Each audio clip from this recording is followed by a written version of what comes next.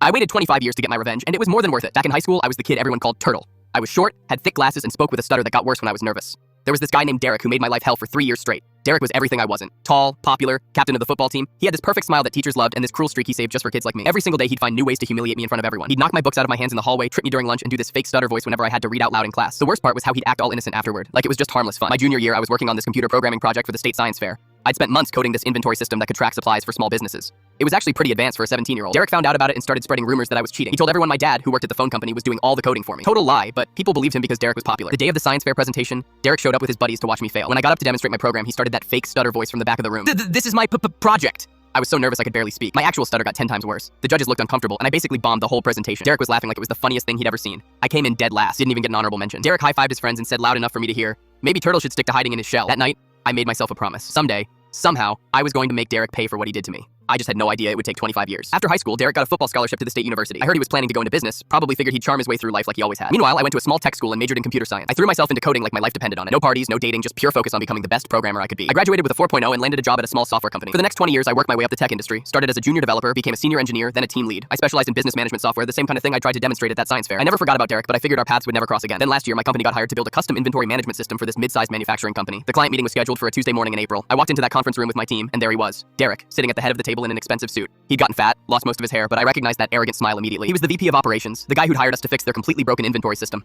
Their old software was apparently crashing daily and costing them thousands in lost orders. Derek didn't recognize me at first. I looked completely different. Contact lenses, better haircut, 25 years of confidence. But when I introduced myself, I saw this flicker of recognition in his eyes. Wait, did we go to high school together? He asked. We did. Lincoln High, class of '99. His face went pale when he remembered exactly who I was, but we were in a professional setting, so we had to play nice. I smiled and got down to business. Over the next 3 months, I personally oversaw every aspect of their software installation. I made sure everything was perfect. No bugs, no crashes, no problems whatsoever. Derek kept complimenting our work in the status meetings. The system we built was incredible. It tracked every single item in their warehouse, monitored supplier deliveries, predicted inventory needs, generated automated reports, everything Derek's company needed to run efficiently. But here's the thing about being a really good programmer. You can build in features that aren't immediately obvious to the end user, hidden functions that only activate under very specific conditions. The night before their final system launch, I logged in remotely and activated a special subroutine I'd buried deep in the code. Every time someone with Derek's user credentials logged into the system, it would start a hidden background process. This process would randomly change single letters in product names. Screws became screws. Bolts became Bolta. Tiny changes that wouldn't break anything, but would make their database look completely unprofessional in client reports. The beautiful part was that it only happened on Derek's account. When his staff logged in, everything looked perfect. But every report Derek generated for upper management was filled with these embarrassing typos. Within 2 weeks, Derek's boss was asking him why his inventory reports looked like they were written by a third grader. Derek kept insisting the system was broken, but whenever the IT department checked, everything worked fine. Derek called our company in a panic, demanding we fix the bug.